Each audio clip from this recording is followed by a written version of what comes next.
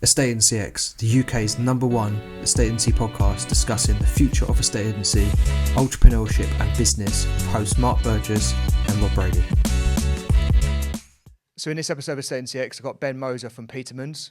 If you're an agency owner out there who's struggling to find someone who might be suitable for an ops role, this episode is for you. So Ben is the operations director of Petermans. He's been in this role for 7 years. So we unpick the value that an ops person brings and what that's enabled Petermans to grow into as an agency. Hope you enjoy this one. So Ben, welcome to the show. Thank you very much for having me. So for any listeners out there, people watching, just a bit of background on who you are, where you're from, what do you do? Sure. Well? Sounds like a different sort of thing. So my name's Ben Moser. I am operations director for Petermans Estate Agents. We've got offices in Herne Hill and Edgware. We cover residential sales, lettings, commercial property and property management, obviously, as well. I think I live in Tulse Hill. We have been in business since 1962. It was a business that was set up by my grandfather and his brother. Wow. So proper family business. My mum came into the business having worked for Saatchi's 20-something years ago.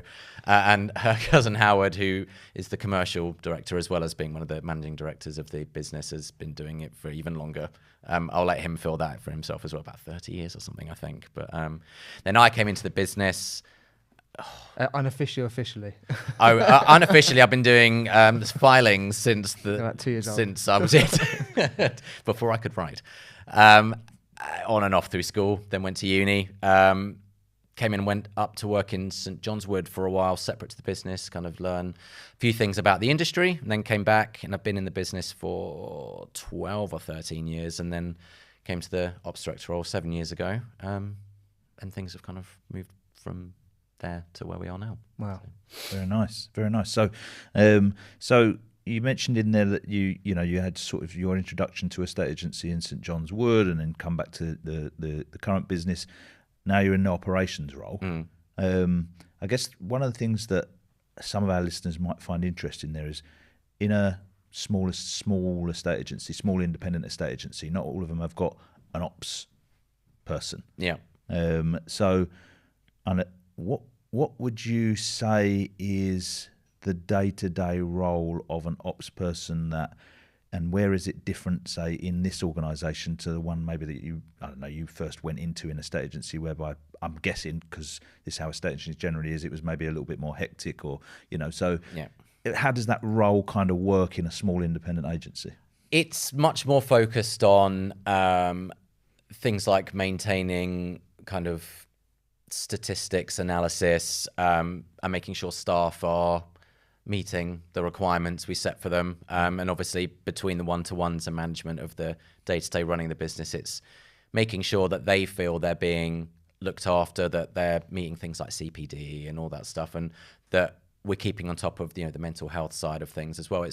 It's much more about keeping the day-to-day running of the business so that the profit and loss stuff that you have on the top of that is met, along with the health and satisfaction of your team as well. And obviously looking at new ventures, different pathways into different parts of the market and collaborating. It's a word I'll probably say a lot on this today, collaborating, with other agents and looking at different pathways to explore about new lead gen for the business. If it's, with surveyors, solicitors, whoever, it's turning those things into things that function for the business as well as managing the inside of it as well. Yeah, I love that. And do you find that there's much conflict with other departments inside the company in terms of you're looking at maybe the facts and the figures of the cash flow and the profit and loss and where the company's going and that sort of thing, and then there's maybe the sales department that are just trying to get an instruction on the market, and you're sort of going, I certainly hope so. you're sort of, but you're maybe going, yeah, but not at that fee, because that doesn't tie in with my spreadsheet. And they're going, yeah, but better to have it than not have it. You're going, no, but it isn't. So how does that dynamic work? It's a bit, the dynamic works is that we have what we have, and it's then adhered to. Yeah. I think people, we always listen to our team, and there's such a wealth of experience in a team that's a family business as well. The staff turnover is very low. or is it high? The one where they've been there for a really long time. Yeah. We, I think the longest, we had someone who joined us 6 months ago, but other than that, the shortest time we've had someone is 6 years, I think. And so it's a real long term, and they believe in the ideas we have, but they know that we'll go to them with suggestions and say, look, what do you think? Have you seen something, for example, on something like LinkedIn? Have you seen somewhere someone's done something and you think we could try that? But obviously, if it doesn't match to the fee structure we have in place, if someone says, I want to drop the fee to 1% because, agent X down the road, I'd be like, no, believe in the value that you bring. You're the face of the business for us going out to that customer. Believe in your worth, our worth as a brand, and stick to what we say. If we don't get it, it probably wasn't business that we should be focusing our energy on. And invariably, and obviously everyone says this to sound good, but invariably, in those instances, you will see that come back to you in the end. But if you devalue yourself and you're just not going to get the outcome that you want. And everyone's like 1% is better than no percent. Sometimes I'm not sure that's true. No. I don't think if you're taking something on and it's not what your top line figure is based on what you need to be bringing in, I'm not sure it's worth investing your time in it, both as a business owner or as a sales negotiator or a lettings negotiator as well when you're going out and valuing letting stuff. Yeah, it's so true, and it's so easy to just get caught up in the idea that the competition is to take on more properties than the other estate agents, but that's not actually the competition is to have a healthy, profitable business. Yep. Like it doesn't matter who's taking on what. You could take on one property a year if you can still be a healthy, profitable business. So it's that argument between the two, isn't it? Of like, well, better to have it than not. It's like you say, like, well, is it? That's the hard thing. You're right. Absolutely. I think that's genuinely probably from a top line sales, probably more sales than lettings focus, but I might be wrong on that. It's not from my experience, but that battle between having it because you have to have it or having it because it's what's right for you.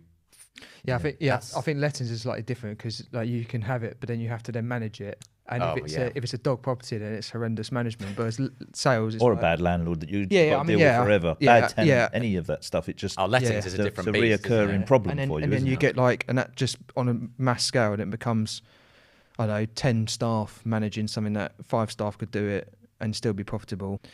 So you said you were in ops for 7. You've been in 7 years, and then before that 5 years, you said like in another role. Yeah, I've got a lot of people. Obviously, I coach within that process. They're business owners, and then they're trying to seek that ops person, maybe that they're trying to appoint, and then they're trying to find someone who might be in a pre-existing role, and then saying, right, we're now going to put you into this role, and then they've got all the other teams around them thinking, what's this person doing? Ops. Yeah. Have you got any experience of just the transition on maybe going from what you were doing at a previous role to the operative role, and how you found that transition, and anything you probably give guidance for owners who are trying to support that person, and or that person who's just stepping into that role with some tips that maybe you've learned in the 7 years of being in that position? I guess the probably one of the biggest tips is know your market and know your competitors. Take time to really, because a big part of my role is understanding where our brand and where our business fits in our market, and how we can then use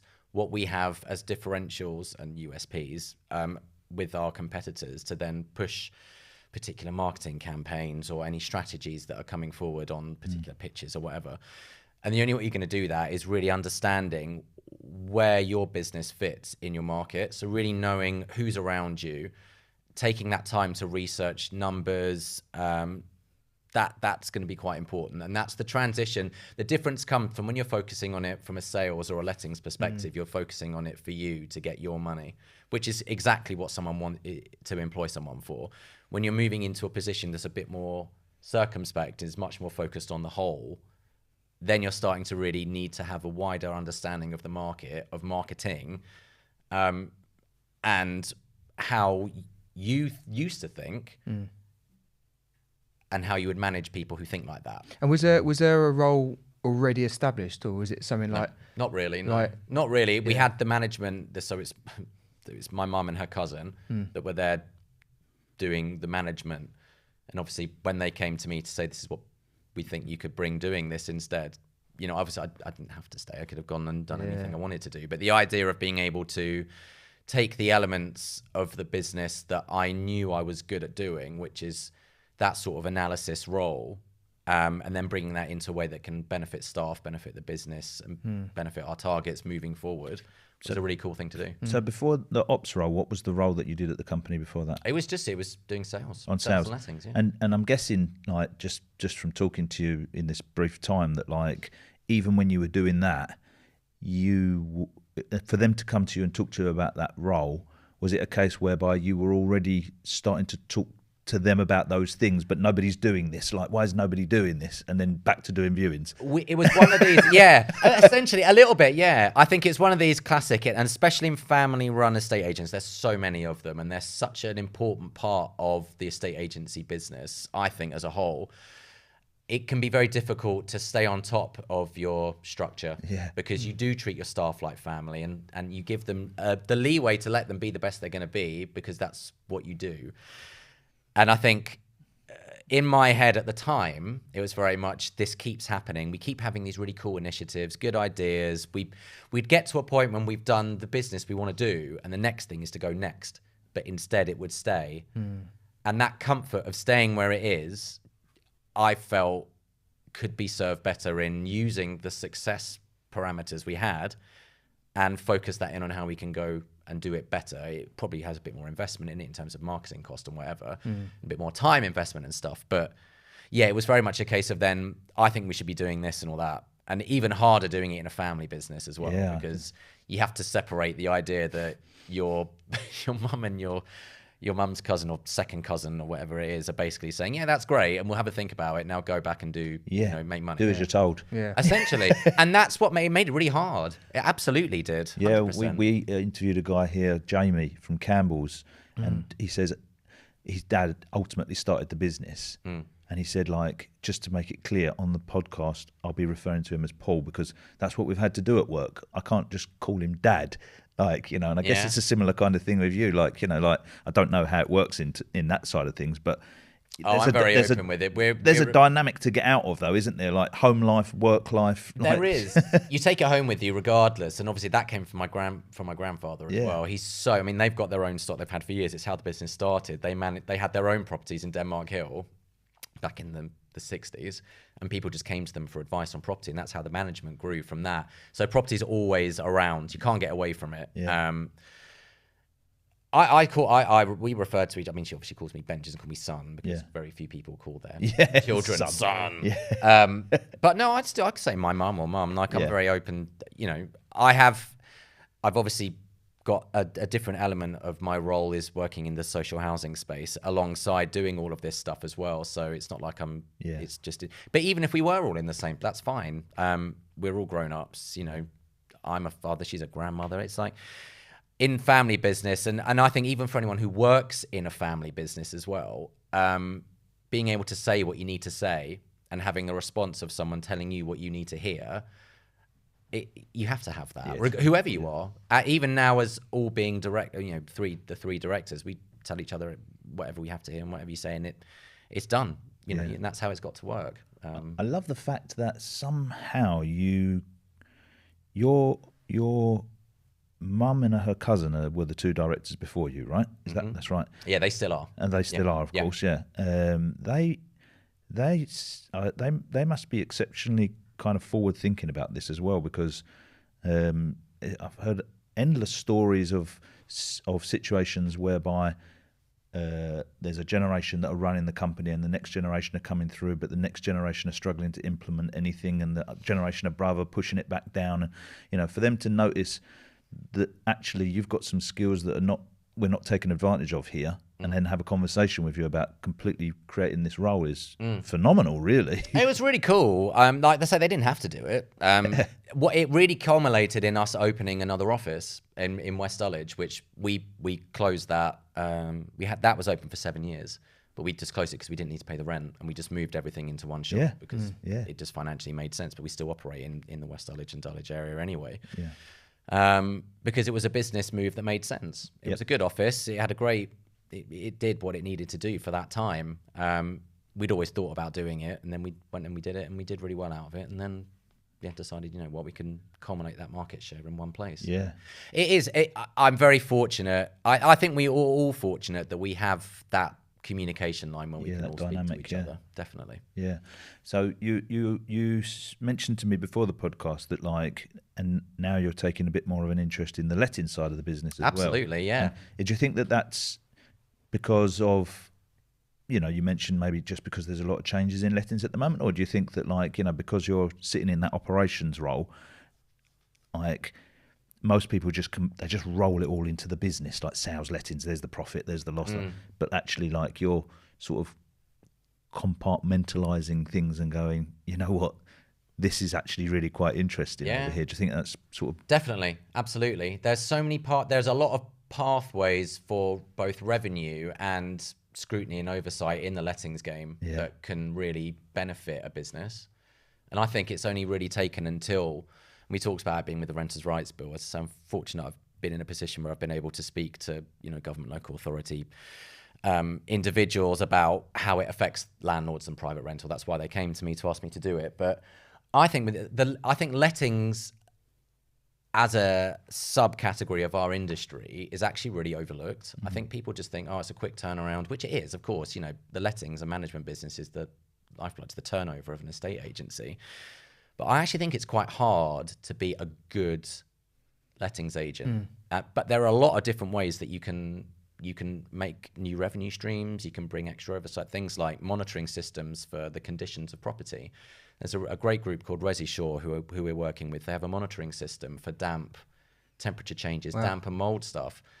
And, with all the stuff coming in with AWAB Store and the Safer Secure Homes and the Warm Home stuff, all of it, it's a very small input for a landlord, but that then giving you oversight, you can see the different conditioning times, and there's a revenue stream involved in that too. But it brings all these different things that makes lettings work to light. And obviously being in the role that I'm in, it's my kind of job to start figuring out how these things can make your business work better. Yeah, because the previous guest we had on, Sarah, she said exactly, she sees sales and lettings as two separate businesses, although they're in the overall part. And I think a lot of agents sometimes wrap it all into one, and by doing that, it just gets almost like a tumble dryer of a mixture of if you're doing processes in clothes, isn't it? Like you're putting clothes in there, mixing until you actually pull it out and you go, right, whites, reds, so with lettings, you've almost had to narrow down into that to then critically think, right, I'm going to put my lettings hat on. Yep. And look at the internal process, look at different revenue streams, look at how we can improve it.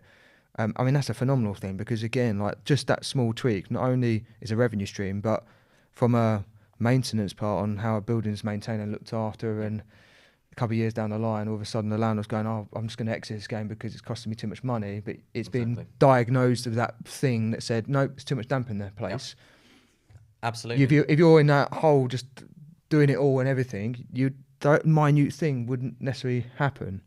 We had the same when we built our software. When we first built the software, we built it for sales, and we'd speak to agents, and they'd go, "Well, my software does sales, lettings, property management."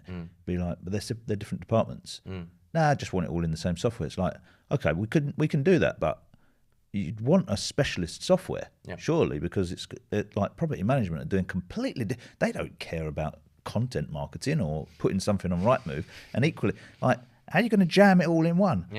So it's just breaking it down, and they obviously are different departments, and they obviously have different softwares and different KPIs and different visions and all of that sort of stuff. And then there's the overall company which has its own vision and that sort of stuff. And breaking that down, I think, would make people's lives a lot easier, even though on the face of it, they think it sounds like it would make it more complicated. Well, it's more work, isn't it? Yeah. But it's an initial it's more work at the beginning to figure out which bits of which department are going to benefit them more in the short term, and then realigning that for your long term. Definitely. But it undersells the importance of each department of an estate agent's business to not give them that time. And also, sometimes there is a bit of a clash between sales and lettings because different minds. Yeah, absolutely. Someone in a sales team might be, why that landlord thinking of selling? Why have they not come to me? And it's like, because they still have their property managed for another 4 months. They want a valuation. Or someone from lettings might then say, well, if that person's not selling anymore, you should tell them to rent it with us. And it's just like, Yes, and I love that there's the competition to keep business for the company, absolutely, but don't always tread on each other, kind of. And again, it's collaboration, isn't it? Make that pathway happen in advance so that when you hear about it proper, then you know you've had that feedback from each other. Don't be like, I'm more important than you. Give me that to sell. Or, you know. I want to win one back because you won one off of me. Yeah, I remember just even that simple process where I reviewed when I was like a similar ops role actually. I was a sales lettings director of the portfolio. I remember looking at it, and we had sales going. The landlord selling the property, just get it cleared out, and I'd say, why are we not even just communicating back to our pre-existing landlords about this opportunity of this one being sold? And they're like, I just want to get it sold. It's like just such a backwards way of thinking, because you think like from a transfer position internally in property management, you're just changing one landlord's name to another landlord's name and details, bank details. Yeah. But if you were to sell it in between that, for that transition, you could be charging 4-5 grand, and obviously you've got to go for the sales process, but just the loss of revenue that we looked at just by not critically looking at those internal workflows separately but also combined as a whole group. Even though, do you remember when we first looked at like buyers that were registering like into the life cycle system, adding stuff in there about why they were buying, finding out who's buying for investment, putting those people onto nurture journeys for the management team. Just that alone, I mean, when such a massive difference. Like, to connect, like they're running as separate departments, but clearly it's connected, right? And that was just like that one, and that was something that I remember being an agency when we spoke about it, and you were saying like, what's the problem? And I was like, sales basically wanted to register a buyer just to sell them the house, and there was a tick box on the second page, tick saying potential landlord, but they didn't give a shit because they were like, I just want to get a view in here, book a view in here, I want to get off the phone, they're going to view it. And so I remember saying like, why is there only like 3 potential landlords that are registered this month when there's been like 300 applicant registrations, and you go through it all and you're like, there's 60 opportunities. So when you're, like you said, when you go to look to data and you try and find a potential landlord to speak to. Why don't we have any landlords exactly anymore? If you're like, we're massive student lettings portfolio, like student city, 2 big universities, you're thinking 3 landlords. And so I went through that process. I was like, right, show me how you register this person as their landlord. They went through it. I was like, you're not second tab. And it was like, I never really looked for that because it just it serves no purpose. So how frustrated were you when someone said, I didn't look at that, or I didn't tick one box? Yeah, it was just that one. But then I thought, because there's nothing beyond that, they don't care about whether it's a landlord or not a landlord. And then so when we were looking at life cycle, I remember even I was in the agency and Mark was saying like, what's your biggest frustration? I was like, it sounds so simple, but can you remove it so that tick box doesn't happen? So if someone does register as a potential landlord, it's just it just shows up. But that's just so simple of how that could be lost in a revenue stream that goes off and someone lets for another agent, and you're none the wiser that 50 potential landlords will slip for the net each month, and you wonder why your lettings isn't growing. When you look at like, you know, your specific role of looking at like, you know, making sure the company moves towards its goals. And everything stays aligned. And you mentioned there as well, which I liked, about where you sit in the market compared to your competitors. That bit I love, because most agents, they just consider themselves estate and letting agents, and like, you know, often we find ourselves trying to say like, I know, but why do you exist? What's the point of you? Like, you know, because there's 17 of them, so you're going to have one. Like, so do you just default to, well, let's be the biggest and the best, or, you know, how do you go about the process of trying to identify where does your brand actually sit in this marketplace? I think mostly we look inward to go outward. It sounds really like salesy, but it's like, so we look at what are the things that we know we do well. So for example, with us in the sales side of things, it's that we have one of the best time between sale agreed and completion time. I think I was talking about it earlier about the sales progression side of things and the need for collaboration between solicitors, because sometimes the solicitors and agent thing can be a bit like this, and most of the time. So you should look at what you do well, and then you start to see, well, you know, we really do this better than someone else. So that is something we can say, and not to say we're better than them, just say we're really good at this. Yeah, if this is important to you. I think that's that's the key when you're presenting yourself, is just saying you're good at it. Someone else is then going to be the determining factor on whether they think that's better than someone else. And if you've done your job properly, then they'll know that because you've given them the facts. It's all dealing with facts. Things that aren't facts are, I feel and have felt over the years, are pointless. Yeah, well, you're a very facts-based person, aren't you? Yeah. You know what I mean?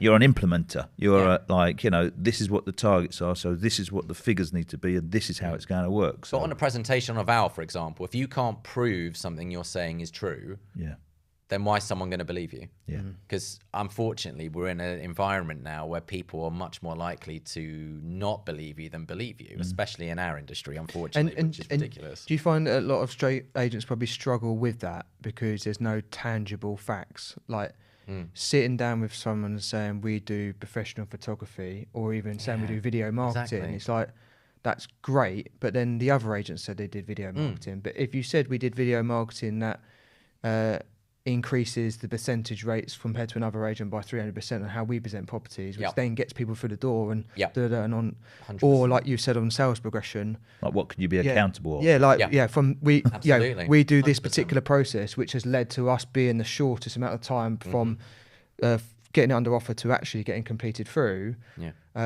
It's a lot more backing for someone to actually tangibly understand that as a differentiator between you and another estate agent, rather than just being words. Because you'll know yourself when you go into a team meeting and you're like thinking about your next marketing strategy, and you're like, okay, what do we do different? Or yeah, come on guys, or everyone in the team, what are we doing at the moment? What can we say? And I would imagine at certain points you would have had the same response that we've had in the past and be like, I don't know. Yeah. What do we do different? At the moment, I'm not sure. There's always something, and if you can back it up like you say. But what you said about internally is the best thing, because what I notice across the industry, and I don't care saying this, the amount of times I see someone that says, I don't know, I've got this AI thingy that I've done, does anyone want a copy? I've written this thingy, can everyone have a copy? And most agents come to me and say, have you got any examples of what other agents have done? It's like, but if you're just copying them, then everyone looks the same, and you're wondering why fees are being driven down. Whereas from what you're saying there is you're going, actually, no, we have to look inwardly and go, what do we do really well that is actually a factual differentiator about why we exist? Not like agent down the road's doing some cool marketing. Should we try and copy that and try and make it our own version? But let's put our colours on it. Yeah, just put our colours on it. You know, it's the tangible part of it. I think you can't underestimate that. You know, not just for what you're saying on evaluation, but for the role in general of running operations inside a business. It's not tangible to say, you know what, this quarter we'd like to improve our marketing. What does that even mean?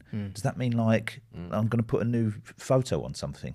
Like, how can we get to the end and say, did we improve our marketing, without everyone going, well, I think we did, and I think we didn't. Like, what's the actual tangible that we're trying to improve here? Yeah. And the same as what you're saying on evaluation, like we do, you know, it drives me mad, but if someone was saying we do professional photography, and what does that mean? Well, this is the point. Like, do you know what I mean? It's like, I wasn't expecting you to do shit photography, like, you know, but if you are saying it, even if it's something like that, like, what does that mean? If you dug for long enough, you'd find out what they meant, and you'd go, oh, I get what you're saying. Yeah. You're talking about presentation. And what does that impact? Impacts the amount of people that view the house. And what does that impact? How quickly we get it sold. I get it. I saw a really good post, actually, from Aaron at the Property Cloud. He was on a year ago. He was on our guest on our podcast. And he put a post up, and he actually factually talked about an agent had been on the market, a client he'd just sold their house for, and had been on the market like 500 days. And he showed the pictures that they had from when they did it to the photos that he took, and still the same price. And he just talked about the difference between his marketing and the other agent's marketing. He didn't slag off the other agent in the fact of like, this is the agent, they did bad, but he just showed, this is how we did our photo, this is how they did their photo, this is how we did our description, this, and the facts were, it was like 554 days or something like on the market with the other agent, and with him it was sold within like a month. And he just said, but tangible. Yeah, it was tangible because the pictures, you could show the difference and you could show the thing, but that then gives And understanding when you then go to someone that's on the market with another agent and you say, they say, yeah, but every agent says they'll just sell it for me if you come to them. You go, this is the case study. This is the facts. I don't think there's anything wrong with that. Yeah, great. Definitely not. With a lot of the agents that we talk to, most of them are business owners, and most of them started the business.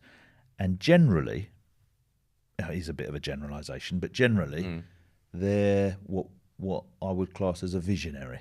You know, a bit like. I hope I can be put in that. I like that. They're the type of people that they can think up where the company's supposed to go, but they also, as soon as they've done it, go, look at that bird, like, you know, and move off and think about something else. And they need people around them that are able to integrate and go, I get what you're saying, now go away. Yeah, don't give me another idea. Give me all this shit now. I need to figure out how I can make it work. They need people like that, and I feel like the majority of estate agents, certainly small independents that certainly we get to speak to, are the person that probably started the company, and they're that visionary, and they've got these great ideas, and they know that having an operations person would be a brilliant idea. They've probably thought about it. But like by the time they finished thinking about it, they were thinking about, we should redo our balls. Right? And by the time they'd finished thinking of that idea, they were like, what about sign-written cars? And on and on it went. Yeah. Like, Rob sort of touched on it at the start, but like, someone in their organisation can probably do this for them. Like, if you, from your experience, were looking for somebody that is going to be good at figuring this out, like, they're going to have to step away from that frontline job of maybe like, I'm trying to do viewings, I'm trying to do sales, I'm trying to do lets, whatever they're currently doing. And they're going to have to immerse themselves into more around what you're talking about.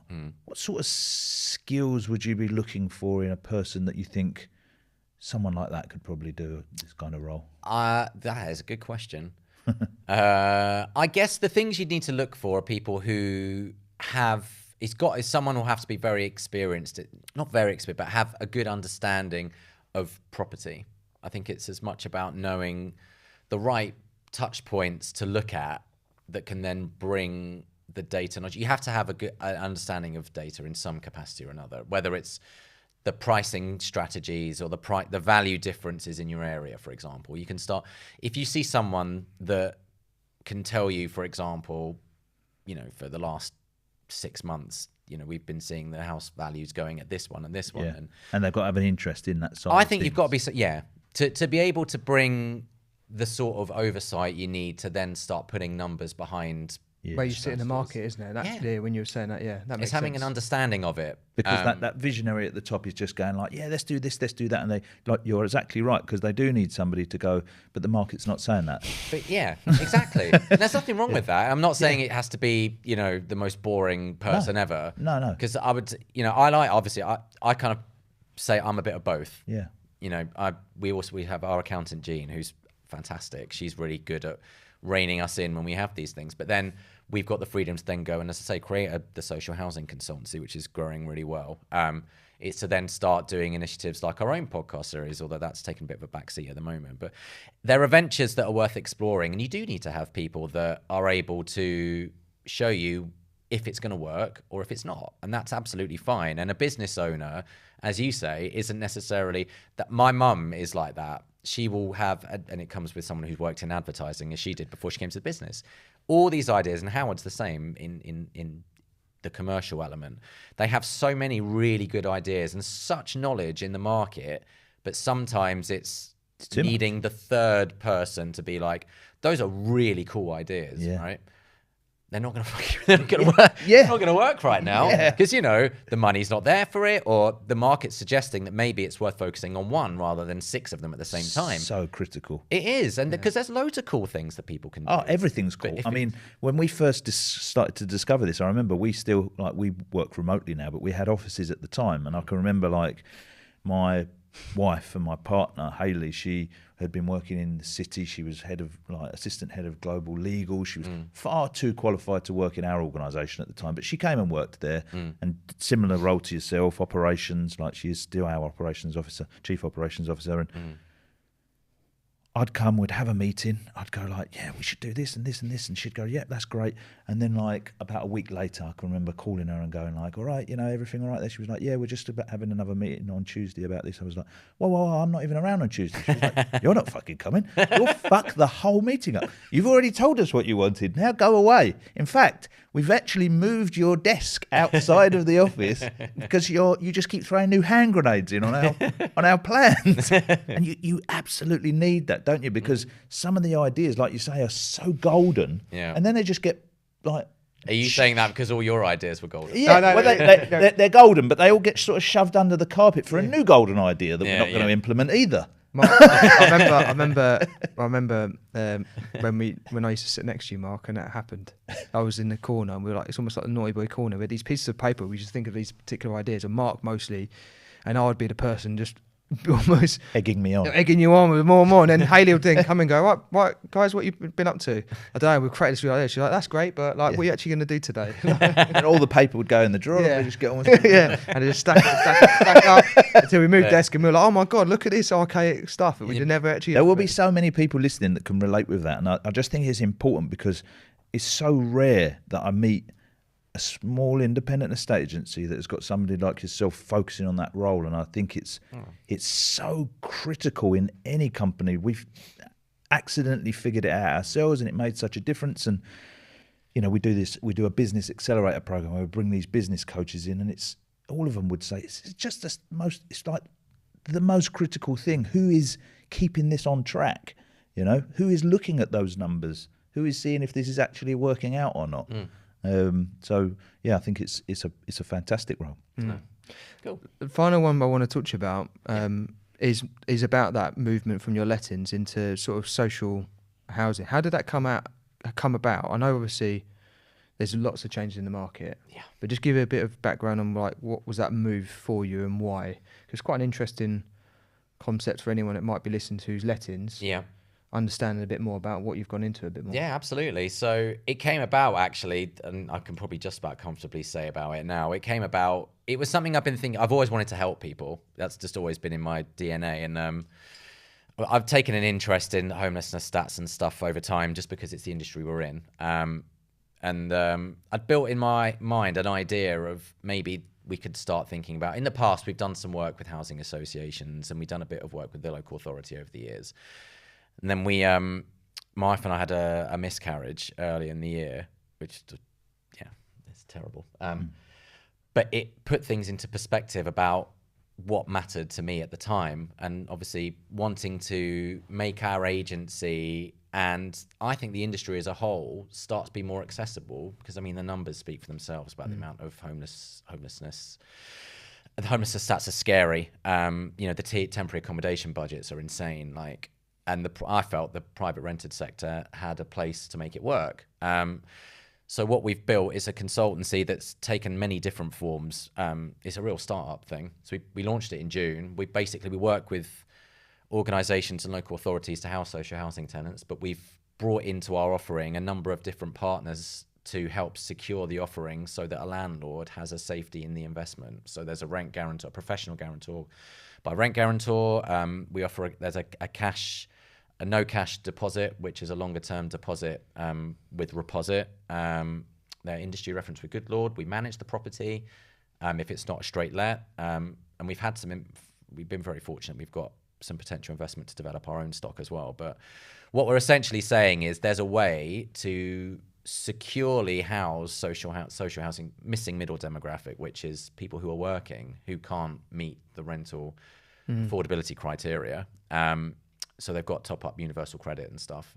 We organise it in a way with groups that we work with to make it structured a bit like just dealing with an applicant who's on a portal, a Rightmove or a Zoopla. All the criteria, take that, make sure that's all met before we have an applicant present to a property, or we do a match with a property that we've got with a new landlord or one within our stock.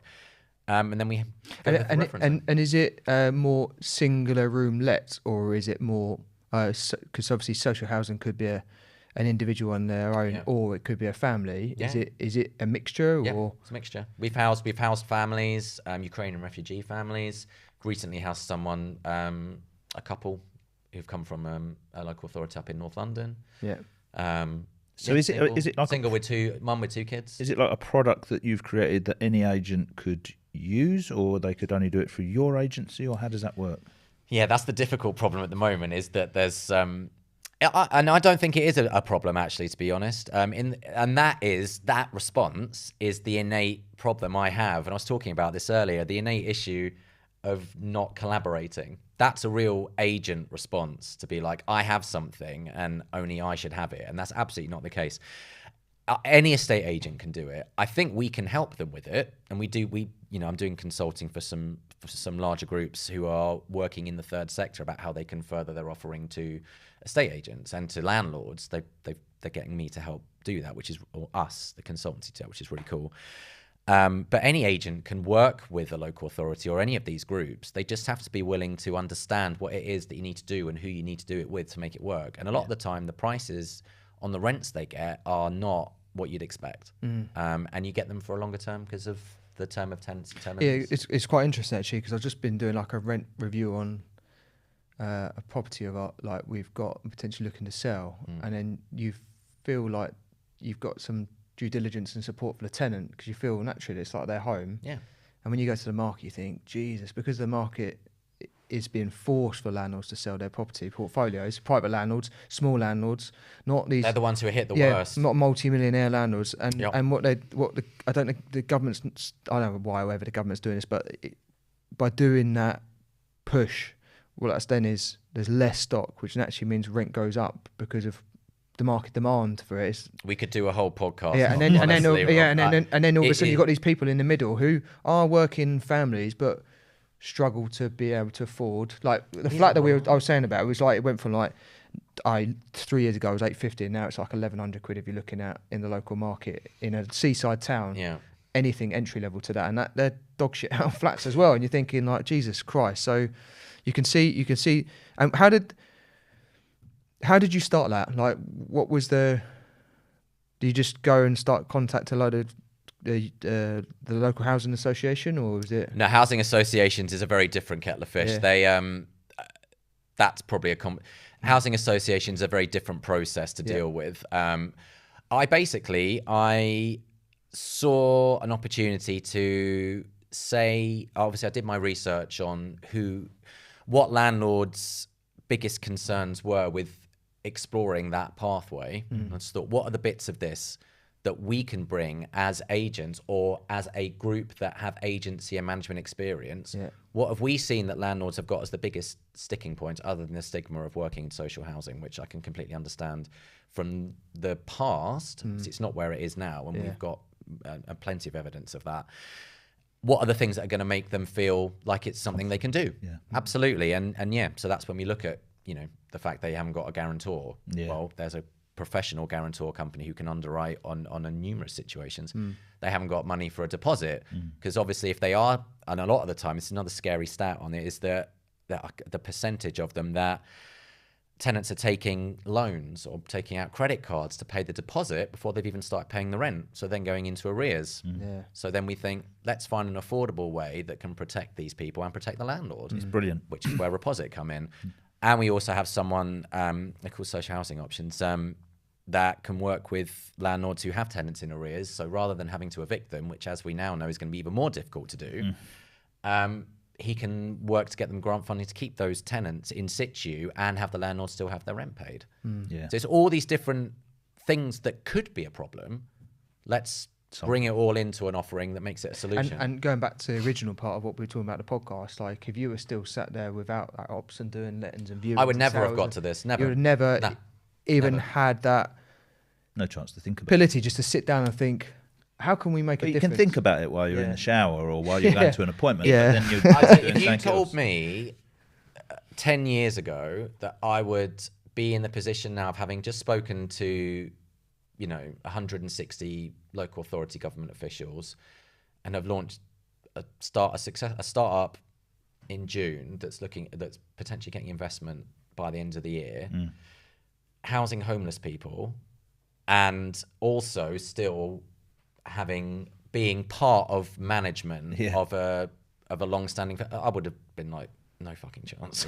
No way. I would have been like, I'll probably still be in industry. I'll be trying to I might have left the industry and gone and done something else. Probably not, because I love doing property. So then, so before we wrap it up, then on that note, looking back, what's one of the main things when you look back now? Because back then you'd have gone, no way would that be possible. But in hindsight, looking back, what was one of the major milestones you had to get over in order to be able to achieve that? There was a mental health element to it, 100% belief in myself, which back then my opinion of myself was dreadful. And how did you solve that? I had a terrible relationship and then went to therapy. So therapy, right? Yeah. So you just worked on your mental health to be able to realise, actually, you know what, I could achieve this. I'm a massive believer in therapy, in taking time to understand yourself. But also, I was very fortunate to have the two directors, and now, well, still directors as a co-directorship that we have. My mum and Howard have been so supportive of me. And obviously my grandfather, he's still involved in the business. Well, his brother passed away a while back. But having the supportive network, and yes, being in the family side of it, that definitely helps. But they were directors and business partners that gave me the belief that I could go out and do that. And their support throughout this whole process has been absolutely vital, because they made me believe I could do it. So having someone at the top, I suppose, or being at the top with you, who gives you that confidence and belief in yourself to go out there and explore these options. Yeah. That's the biggest And then conquering the internal doubts that you might have that you could fulfill it. Yeah. The therapy side, again, that's probably a talk for another day. I'm a massive believer in speaking when you need to speak and being heard. I think sometimes going over it too much can make it even more difficult to rein it in. Sometimes you can overanalyze. I'm an overanalyzer, as you can probably tell, is why I do what I do. But therapy and understanding of yourself, you'll go far in life having that, and having people around you that believe that you can be the best version of yourself by opening up a bit more. Love it. Definitely. Brilliant. Yeah, appreciate you coming on. I've loved it. Thank you so much for having me. It's great. Awesome. Thanks for listening to this Estate Agency X podcast. Can you make sure that you're actually subscribed to this podcast channel if you liked the content? It helps us massively to get better guests, and it just helps us generally. So you might think you're subscribed, but just have a double check, whatever your podcast platform of preference is, that you're actually subscribed. And then that way we can continue to grow the channel and get better and better guests for you.